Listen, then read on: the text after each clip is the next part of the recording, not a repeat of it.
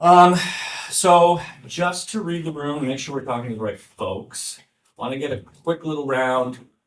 Developers in the room? How many of you? Oh, wow. Okay. Good amount. Project managers or client representatives? Couple. Okay. Designers, UX folk? Hey, there are a couple. All right. Okay. Yeah, good. And some of you raised your hand more than once. I saw that. That's good. That's great. A All lot right. of hats. 6 Well, I think this will hit everybody we intended to. So just quick, who we are, why we're talking about this.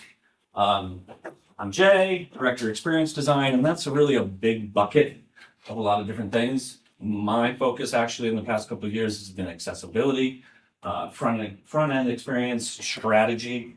So while the marketing stuff doesn't always fall under my umbrella, in the past couple of years with a couple of clients of ours, reporting and metrics and effectiveness and UX friction, all that stuff has also fallen to me. So this stuff is more near and dear now than it used to be.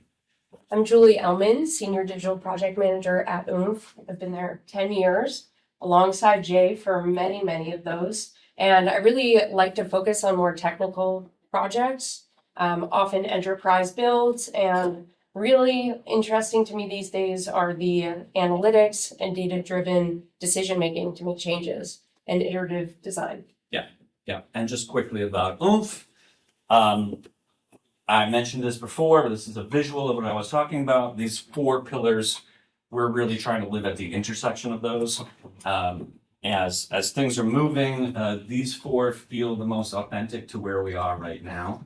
A lot of multidisciplinary work and a lot of focus on the ability to strategize and consult about a lot of different things, all in the digital space. So, all right, to really get started now, I want to acknowledge the fact that SEO is on fire right now. If any of you have clients over the summer that started to see some of their metrics changing drastically, you probably feel some of that pain. And I just want to make sure that that is being acknowledged. What has been fanning those flames? We've got GEO, which we'll talk about. We've got AI mode. We've got that cratering click-through rate. Got whether or not you think AI is positive or negative force in the world. You got agentic browsers coming up. You got dogs and cats living together. You got mass hysteria. It's happening everywhere. And the question might be is, do we let it burn? Is now the time to give up and kind of give in? Let the robots take over? Don't engage in a game anymore where the rules are being rewritten as we're playing the game. After all, these are some depressing statistics. So People Inc., which publishes, obviously, People Magazine, Food and Wine, Travel and Leisure, they said on a recent earnings call that traffic from Google is now roughly half of what it was only 4 years ago. And they attribute a lot of that to AI overviews. 46% of Google searches result in overviews. That's almost half. And when they do, organic click-through rate drops by 35%. So if you feel this, yeah, it's actually happening. And there's statistics back out there to back it up. And companies, including Google to some degree, are starting to finally admit it. So yeah, this makes sense. When people are given an answer and it seems complete, they no longer follow those links to verify. Which means that now about 80% of consumers rely on zero-click results, as they're called, in at least 40% of those searches. So that results in CTR dropping by 15 to 25% overall. And the title that we pulled that statistic from, by the way, is called Goodbye Clicks. Hello AI. This zero-click idea is redefining marketing right now. So again, should we give up? The game has changed. They didn't tell us what field we're playing on or what the rules are. We should just probably go home. Well, not so fast. The game has changed. The outcome is similar, but the equipment's also similar. And it just requires a significant mind shift right now. Instead of getting clicks, we're now trying to get our content featured. Featured here means associated with the right answer. And yeah, it may not get a click necessarily, but it still creates an impression. And, let's admit it, previous SEO tactics, if you played that game at all, in a lot of ways, it can feel like cheating. Your content could be less than valuable. It could be poorly structured. Your pages are littered with ads. And yet, if you exploited the right rules, your content could outrank others that weren't doing the same thing. GEO, we're starting to find, is a little bit more difficult to cheat. And models are making it harder and harder to exploit LLMs all the time. And I hope by the end of this, that'll make a little bit more sense. Mike King, he's an international award-winning marketer. He's a thought leader. He's a technologist. He's got expertise in SEO and generative LI said, and I'll paraphrase, the future of search is great for the user, but it's brutal for marketers. These services, they don't care about your rankings. They care about what content helps them answer that question best. So if you're not engineering for relevance at the model level, structuring content for retrieval, for reasoning, for response, you're basically invisible. But also, and this is the big point that we want to try to make here today, the fundamentals of performance, accessibility, and human-worthy content strategy are more important than ever. In fact, they're now a superpower. So if your organization has been struggling to focus on accessibility and make it a priority, use this SEO fire to make it a priority again. You don't even have to say the words accessibility, which seem to immediately put some decision makers to sleep. Just say, hey, I know what'll fix this. I know what will help with our SEO problems that we've been having. And you already have the tools. You just may not know it yet. So as the world of SEO quietly smolders, I still think the leftover scorched earth presents an opportunity for new growth for those who decide to commit to that challenge. And I hope you're convinced. So let's dive in a little deeper. Great. So the devil's in the details. There's a lot of complexity when it comes to the space of AI these days. And these are just a number of the acronyms that we came across when we were doing hours and hours of research into this type of topic for our clients. So we've got things like AEO, AIO, EIEIO, like that's what this looks like at this point. But we've got a lot of things trying to accomplish similar goals, but different. So answer engine optimization, this is actually what Acquia is using as their source of truth, as their kind of acronym of choice. Artificial intelligence optimization is really pretty general, just trying to get your content into LLMs and getting them to come back for it. Agent experience, you can think of as kind of a spin on UX instead of the user. You're working around the agents and trying to cater well to them. GEO is our favorite. That's kind of what we're using these days. Generative engine optimization, focusing on being in generated overviews, being the answer to questions. And then large language model optimization, which you'll notice is very similar to these ones. You'll hear any number of these, with the last one being the search generative experience, which is effectively what Google and other AI browsers are offering you. Well, they'll return to you an answer on how to make the best spaghetti or something of that sort. So starting off with SEO, this is something I know many of us are familiar with. But basically, it's a tool that's going to encourage consumers to be able to get to your site if you have the proper backlinks and content quality and keywords. That's been something that's worked for a long time. Things are starting to change, but the goal here is click-through traffic. For generative engine optimization, it's a little bit different because now AI agents, to Jay's point earlier, you can't really trick GEO quite as effectively now. It's looking for quality content.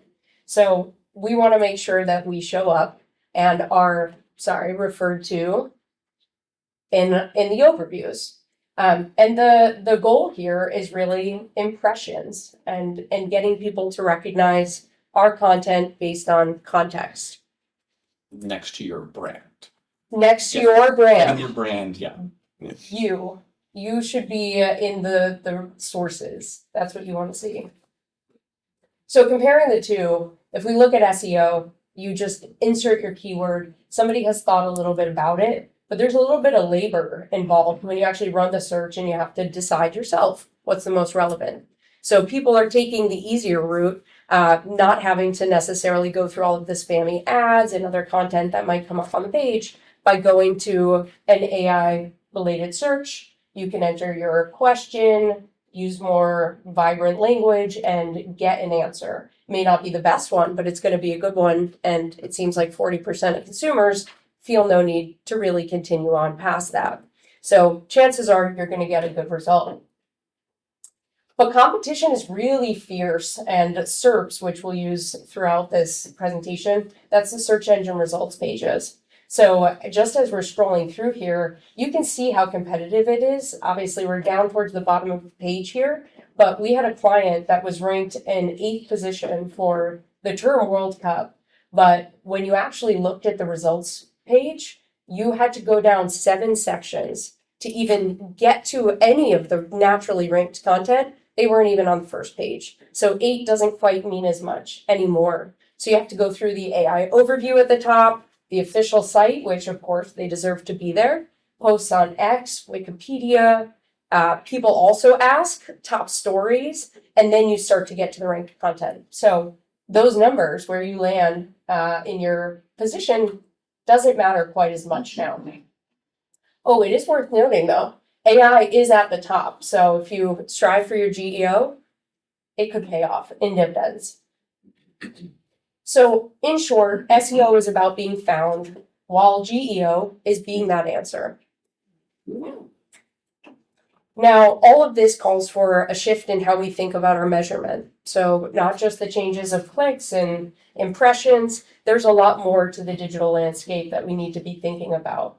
So the way that we're framing this is SEO is mostly about quality. So you're looking at the page views, you're looking at GA, a lot of that data, number of sessions, acquisition sources, page ranking, ad impressions if you do ad spend, all of those types of data points.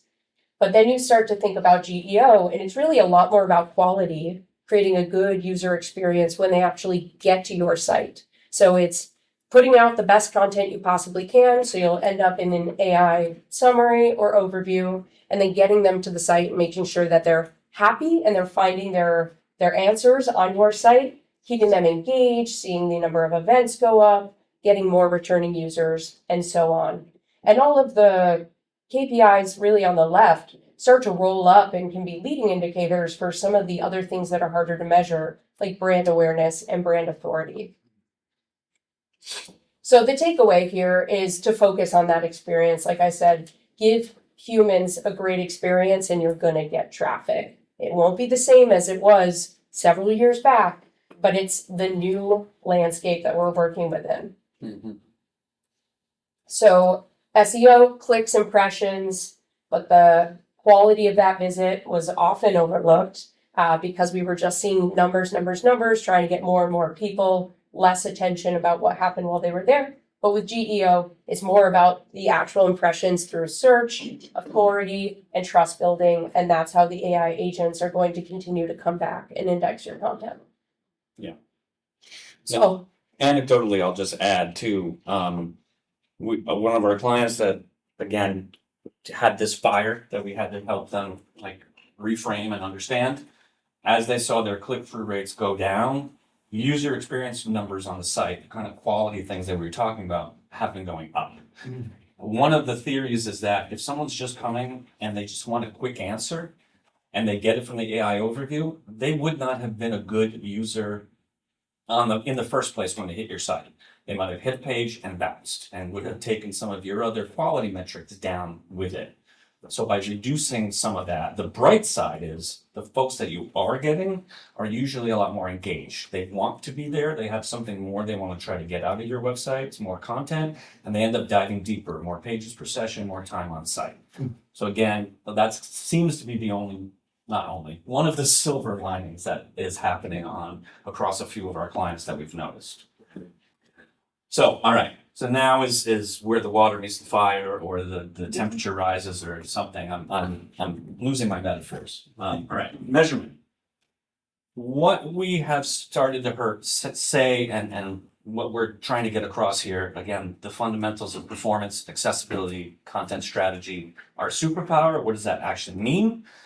Well, without anthropomorphizing the AI too much, seems to be what's happening is what's good for the humans is also good for the bots. We seem to have a win-win situation here, where all the things that we've cared about for so long, they're finally getting the attention that they deserve, because they are the water putting out this SEO fire right now. So, great, I got back to the right metaphor there. So, some of the things that actually will help. We're going to go through a couple things that we've seen have increased our measurement. And we'll start with performance and structure. So, we know that crawlers love metadata, but it takes time and thoughtfulness to put the right metadata in place. If you've been struggling again to make this a priority, now you have another reason to bring this to your bosses and make it work. So, while it's true that LLMs create semantic structure when none is available, they may not accurately understand that content. So schema data helps with that. And therefore, we recommend using as much schema as it makes sense for the type of content that you have on your site. There's not a schema for everything, but there's a schema for quite a bit. Just general semantics is another good one. So generic HTML elements, they don't add any additional meaning to the content that they contain. And of course, the lack of landmarks made it harder for assistive technology to navigate. So again, win-win. The solution here is to use semantic structural elements, like, header, nav, all the things you're probably already using. Because when they're used properly, they also add context to that content that's inside of them. Both LLMs and assistive technology gain when these things are in place. Similar to semantic structure, we move from performance-based methods to accessibility content. Just like that last one, heading order is another semantic element idea that affects the ability of an LLM to assign the correct weight and meaning to a chunk of content on that page. So again, HTML semantics matter, and this method happens to, again, have those knock-on benefits to assistive technology. So again, for those of you who are accessibility practitioners and evangelists, again, this should feel like a great relief. It seems like we've got yet another reason why these things matter and should be invested in. So again, if you're having trouble getting people, they fall asleep when they hear the word accessibility, let them know you can help put out that fire. All right. Oop, wrong button. Another accessibility peeve of mine is that dreaded click here link text, right? Or you have the alternate, the other version of this where the same link text points to two different URLs. Both of those things can, again, cause an LLM to associate the wrong context to the content. The click here doesn't give them any additional context for sure, but if they see the same language pointing in two different places, they're going to skip one of them. One of them is not going to get crawled. Again, none of these are going to boost your crawlability dramatically, but taken together, you can start to see the patterns, again, that will help both the humans and the bots along the way. Context really matters. So, and here in these examples, I'm not adding a ton of words. I'm still keeping it pretty short and sweet, but it's now a lot more clear what kind of value I'm going to get if I follow that link. And the LLMs will take that into account as well. Alt text is still top of mind here for the same reasons. Context. Take the time to add meaningful alt text and do your best to make that description relevant to the article that it's a part of. This is not the before times where we can try and stuff alt text with a bunch of keywords. Remember, we're aiming to benefit humans as well. So, and we need to give them something meaningful. And again, here we'll get an additional benefit from the AI crawlers. The additional nuance I wanted to add here too is that, some of you might be experimenting with or using systems that add AI generated alt text to images. That's great because you won't get dinged by empty alt text for sure. But if possible, try and review those descriptions for accuracy. It's all going to matter. Like anything AI generated, you can't take it at face value. I think an example was there was a photo of a Statue of Liberty, but it was actually the replica in Las Vegas. It was not the one in New York. And that context matters. certainly, or it's gonna get mislabeled and show up somewhere that it shouldn't. On the content strategy side of things, we've got some general advice about plain language and content chunking. Both of these, again, are good for humans and bots. You know, anyone who's worked on high-value sites like government and healthcare, you understand the need for plain language. It reduces ambiguity, but also makes the content a lot more inclusive for all ages, all reading levels, and all language proficiencies. So that same idea applies to LLMs crawling your site. The more clarity, the better. A couple more content strategy things. Again, since a lot of organizations are scrambling to deal with these changes, now's the chance to create some new habits to make that growth happen out of that scorched earth. One of those things should be a comprehensive content audit and refresh. So the previous accessibility methods like heading order, link text, they need to be addressed on a node by node basis. You're going to have to go through your content with fine-tooth comb, and that will take time. So while your team is in there, address the relevance of your content as well. If that showed up as an answer to someone's question, would it be correct? Is it trustworthy? Does it put your brand in the best light? Focus on fresh, specific, and easy to digest content if possible, and structure it in a way that makes it a little bit easier for the LLMs to put out those answers, as we've said. And if you have the ability to add additional conversational structures, we found a lot of data that says Q&A structures, FAQs, or pro-con comparisons make a difference in the way that they're able to chunk and understand that content. Consider adding your own summary at the top of long articles too. This is something that's also just kind of being expected by your audience, but I believe that you want to be in full control of those summaries because it's very easy for an AI summary to lose the nuance that you're trying to put across. So if you are going to add those to your articles, which are great for people and might be helpful for you for LLMs, I think you want to have full control of those to make sure that you're not missing any sort of special nuance that should be included. I'm always pressing the blazer instead. All right. If possible, once you've done that more thorough content audit and refresh, start a habit of revisiting your content yearly for hygiene. Is it clean? Is it healthy? Is it current? Even what you might consider as your evergreen content, it should probably be revisited for relevancy to your brand and for its own accuracy. We've seen some sources recommend once a year using that kind of cadence, which might mean actually your team should just create a revolving approach where every month you're revisiting a portion of your content so it never becomes a huge burden and it doesn't derail the creation of new content along the way. A few additional items here when we're thinking about content. Multimedia, we've seen some reports and findings in articles that graphics and visuals as well, those things will help your content rank too. It's just another reason to think that the human and bot behavior are aligned. Some people are visual learners, some people are better at reading and understanding concepts that way, but designing your content to address both can help everybody. And EEAT, a long-standing SEO practice, is still relevant here. We might associate this concept heavily with Google, which may make you wonder, well, everyone's talking about ChatGPT being used for search or Perplexity. So shouldn't we be using something that those models? Well, this is a reminder that while AI-powered options are growing, they still represent about 2% of searches daily. Wow. So Google does billions of searches per day, while ChatGPT is doing millions. It's just an order of magnitude. Mm-hmm. And we found, like ChatGPT 4.0 is actually using a lot of Google models for its search. So there's a lot of sharing and cannibalization that's happening out there. Further, at the bottom there is a little note about optimizing your about page. This is a funny little one, but again, it makes sense. It's about context. As LLMs get to know your company, and I hate that I'm treating them like a human, but they pay close attention to the story being told on your about page. That actually does show up.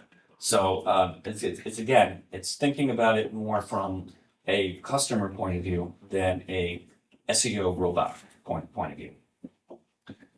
And then, to further that a little bit, it seems that every model has a personality and a way in which it seems to prefer one source over the other. So, for example, we've seen sources suggest that Perplexity prioritizes citations, and that makes perfect sense because they figure heavily into Perplexity's own interface. They believe in citations, and so they look for sources that communicate trust in the same way. For ChatGPT, it seeks out phrases like top or best that give a reader the feeling of a personalized insight, like top-rated cream-based pasta sauce.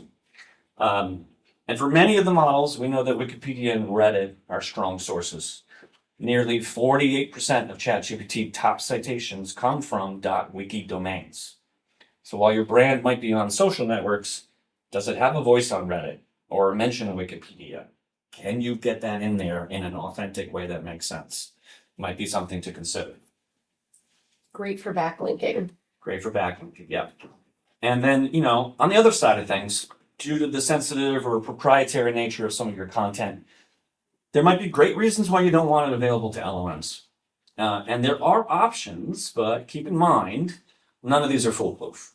So none of them are guaranteed that your content won't eventually be scraped. There's a directive in the robots file that could temporarily halt them, but we know that a lot of crawlers ignore that. LLMs.txt is another new format similar to robots, specifically for LLMs, but again, because it's new, not a lot of services are using it yet. The most popular way to block the bots, unfortunately, right now, is also blocking the humans with authentication of some kind, with gated content. But even though that may work now, as we're seeing with these AI-based browsers, model makers are injecting ways that they can look over your shoulder. And so if you have a New York Times subscription and you're using OpenAI's Atlas browser, well, now OpenAI has access to that content. Wow. So that approach may not even stop. Mm-hmm. Sorry to end on that note. But I'm not using that browser. But Julie's going to go into some tools and some measurements as well. Can I ask Yeah. in terms of the content, the summary and the bullet points at the top for an article, would that also hold for a web page, like the about page you mentioned, where you could say on this page are phone number, address, email?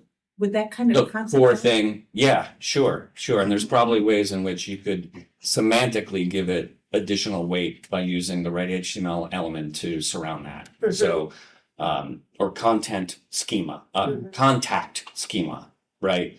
Those kinds of things could be picked up. We're thinking about doing similar things for the state government, where a new module for contact information will also include schema to make sure that really easily Googleable stuff will show up on an answer and be accurate. Mm-hmm.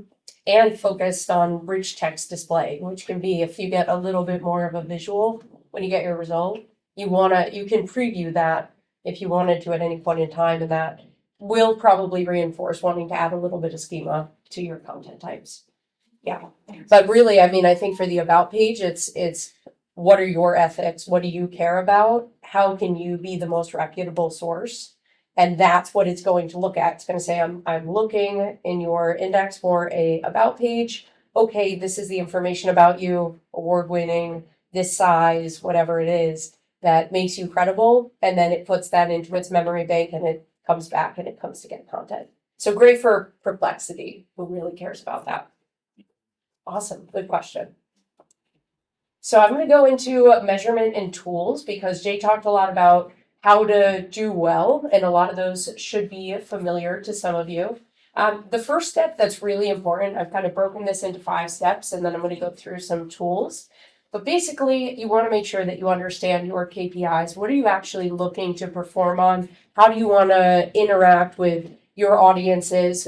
Things are changing to 0-click. How are you going to be nimble about that? What are your new metrics that you can use to celebrate with stakeholders and just for yourself to know that you're doing a good job? And while there's a lot of qualitative metrics like the engagement rate and things that we're expecting from consumers, there's also things that we can be mindful of for our AI agents and LLMs, such as when you get mentioned, when you're cited, when you get referrals from them or conversions. Step 2, after you've identified your KPIs, is figure out, all right, what kind of actual reporting and metrics do you want to monitor? So we broke these out into just 4 categories, and these are some examples. Tried to offer free options where possible, with some other paid ones I'll mention later. SEMrush is paid at a certain threshold, but it can get you certain places. So we really focus in on agent tracking, consumer behavior tracking, performance tracking of your platform as a whole, and then understanding those AI mentions and citations. So we'll get into those. Next step after you have your tools identified is determine where are you right now? And so it's one of those things, if you don't know where you've been, how are you going to know where you are now? It's really important. It gives you an opportunity to capture that and then have something tangible to look back at, and even have an incremental celebration if you make a 5% improvement in one of your categories. Next, you move into optimize. So this is leveraging a lot of the techniques that Jane mentioned, but also leveraging different tools that we have to say, how are we doing? So looking at Google's Core Web Vitals, looking at the performance, the error rates, things like that, which LLMs and AI agents, they look at those and they say, this site loads really slowly. I'm not going to waste my time. Or I'm getting a lot of errors. This is a waste of my time. There's a lot of pages on the internet to be looking at. Mobile responsiveness also can have an impact, also impacts SEO. So all of these things are really important for getting traffic and impressions to your site.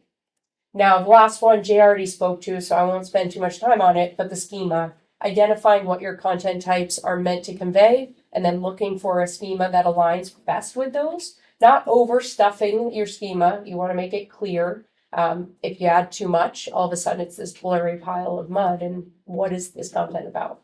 But there are a couple tools here that we've listed. So Google's Structured Data Markup Helper and Google's Rich Text Results Preview, which is what I was mentioning, is a good opportunity to drop any link on your site into that, and you can get an experience of what it would look like. Not all content types are supported by Rich Text, but it's fun to see if it does work out.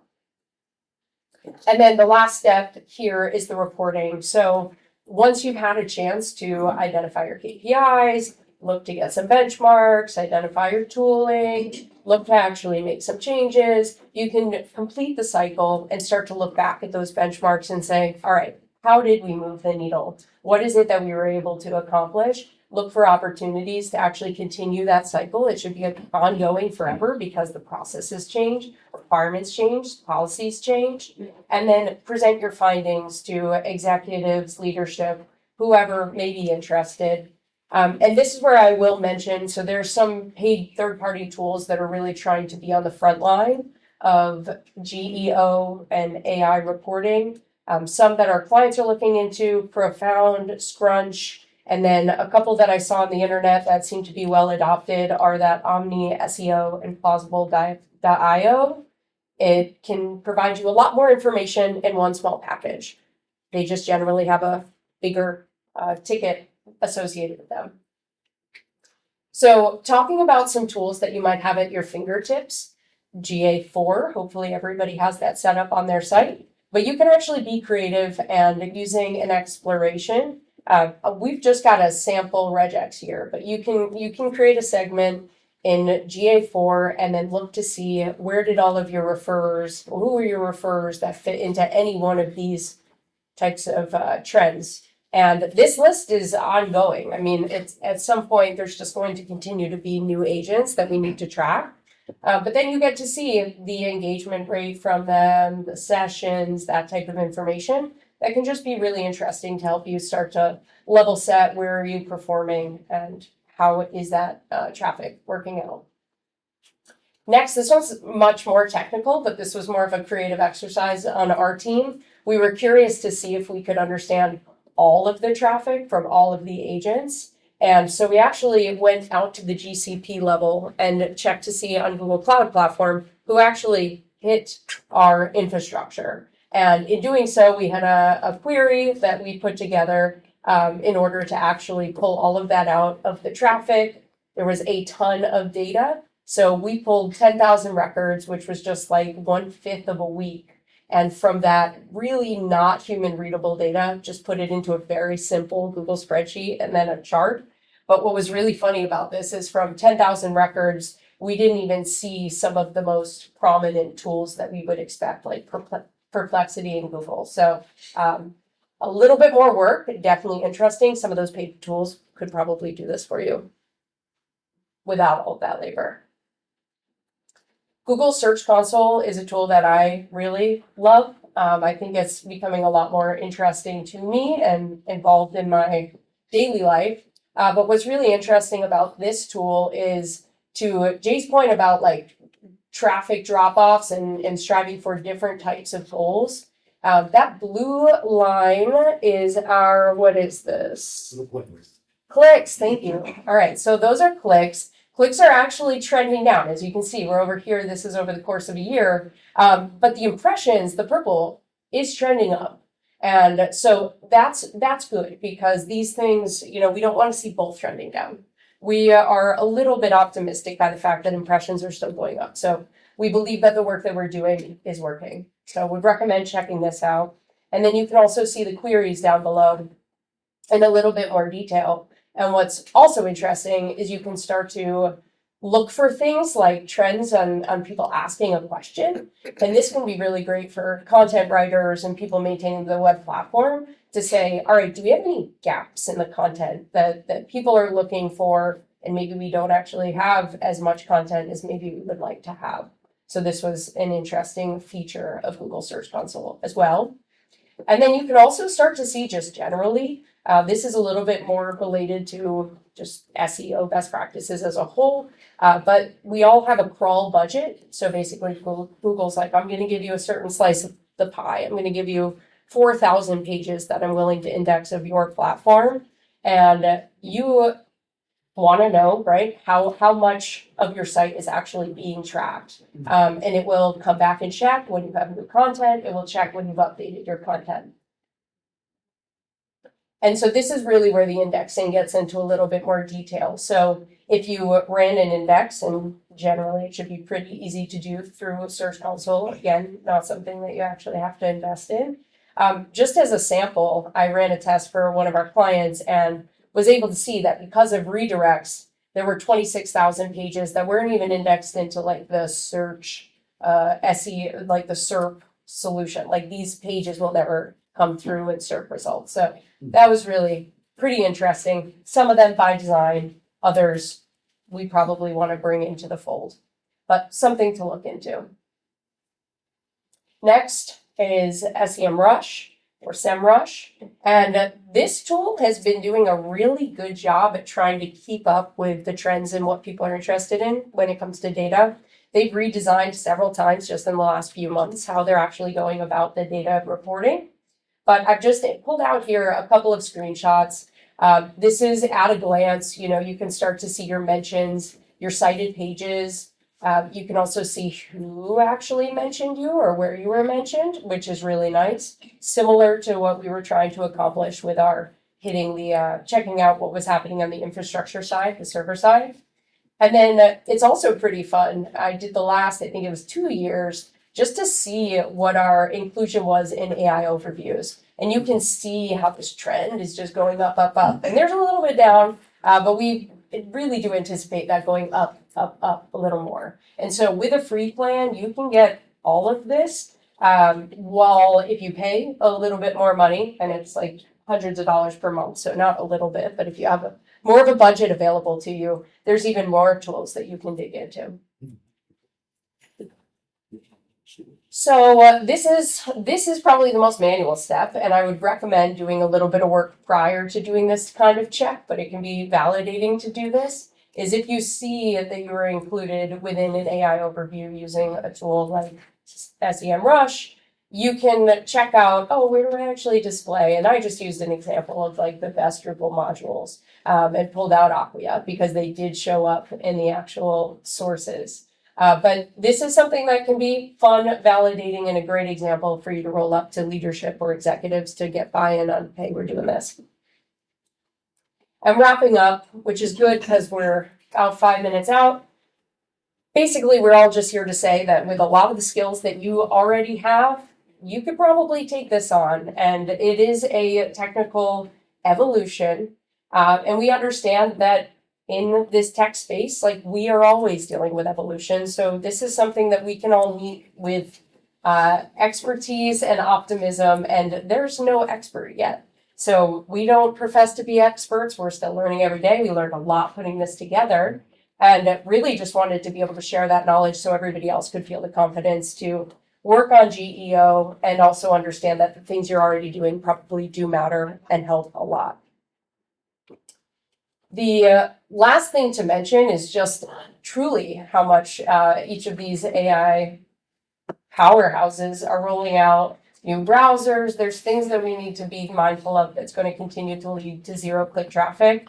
And it's also worth noting that tools like ChatGPT are now mentioning that they're going to have apps integrated into the results that you get in their system. So you're in a chatbot, now you get a distraction. We're going to enter that SERP model again, where you're seventh section down the page. And so you got to get in there as quickly as you can, start to get your information indexed by AI agents, and then you'll get in on the, not ground level, but make sure you're keeping up. And that's it. So any questions? A lot of information, I know. Yes. Question about revenue model.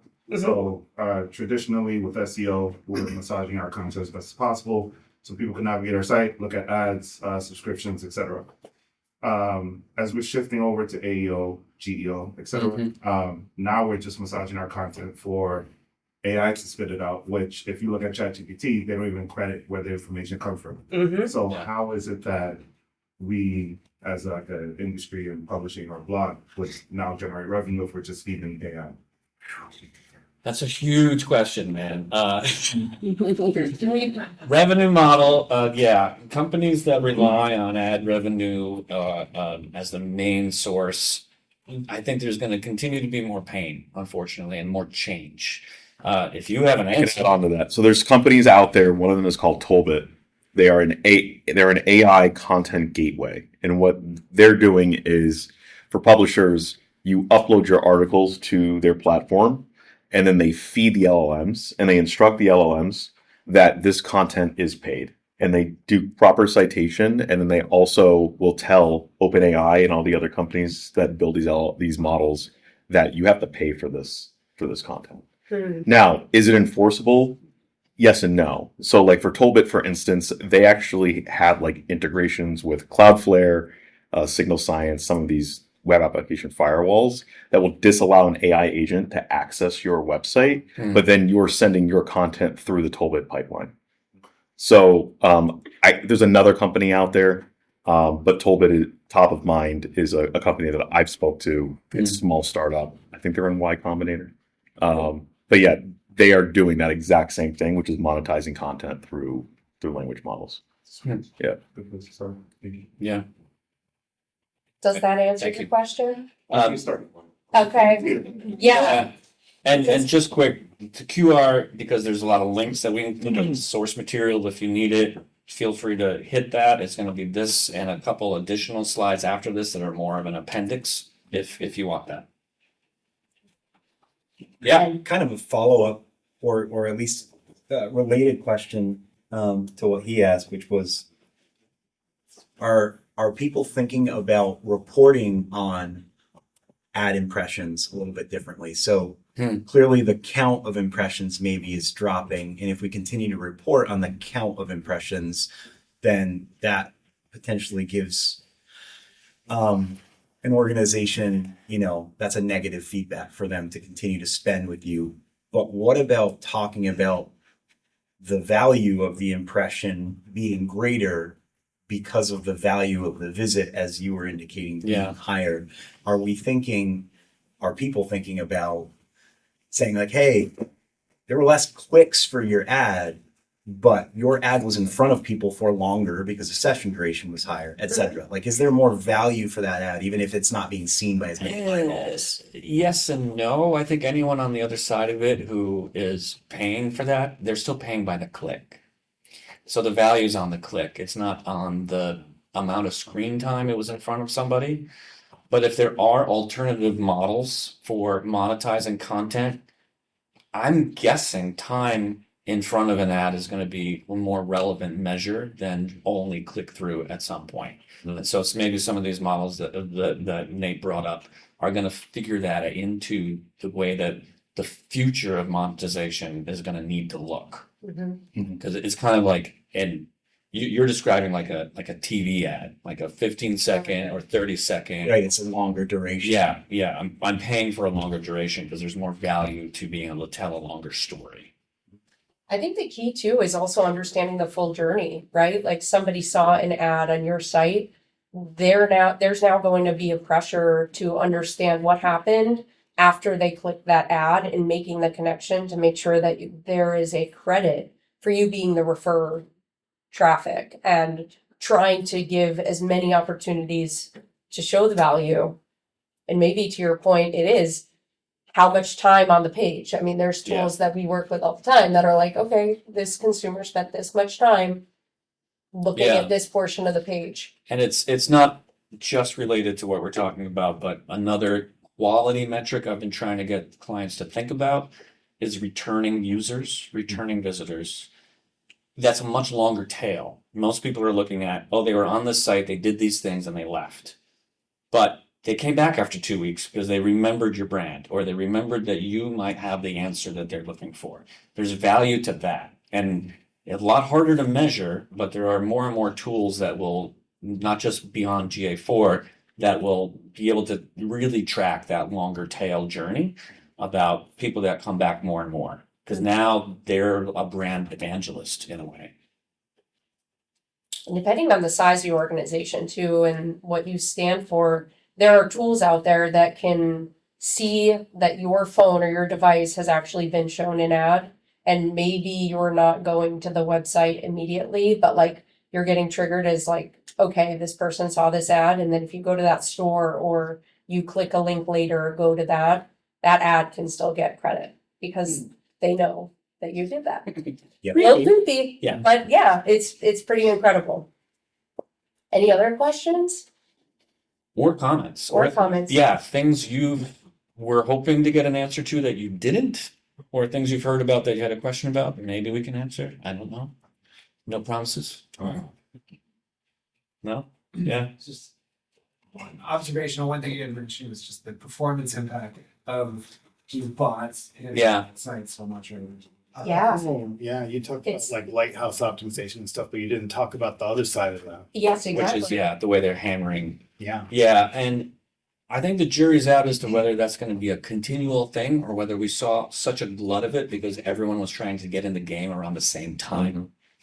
There's a little bit of a wave that maybe has happened, but I'm not sure that that's the case. I think they're just really wanting to get as much recency as possible and will become have a pretty big appetite for sucking up data. That is a reason why some organizations are thinking more heavily about gated content and or gating the ability for them to be crawled. The other part of that that's kind of unclear to me is you had mentioned they look at performance. They're not technically looking at performance, but they have a token budget for a crawl. And they're not going to go over those tokens if they don't have to. If something's slow to load, if it's malformed and they need a lot of tokens to understand the content, they're going to skip. Yeah, processing time. I mean, So it goes both processing time on ways. both sides. Yeah, that's one of the reasons why we found so far they don't crawl PDFs. Because PDFs are technically they're binary files. They're not like an HTML page. There's not raw text at the surface. So they'd have to use like optical character So recognition to right. get it out. Even when you add it to a RAG system, they have to do a whole lot of back end processing to get the PDF, extract the data, and make it available to your RAG. I'm so glad you mentioned that because I did not know that. Yeah. It's really important. Yeah, and so some people are using that as like a benefit, but I think eventually these robots will get strong enough that they will. Yeah. Right. So They just, nothing like, is burn permanent. More trees. Yeah, nothing's permanent right now. I think that's a tricky one. You know, if you're being hammered and now your users are suffering because your servers are being hammered, what do you do about that? That That's is a what big it's- question. Yeah. Going full circle, going back to the 90s, HTML, CSS images only, Mhm. no dynamic content. Right. Yeah. Static sites. Static sites. Yeah. I mean, there's a beauty to that. With- I mean, this client gave the example is a static website, right? So like that is not. Yeah, like- Thank you. Thank you. Awesome. Yeah.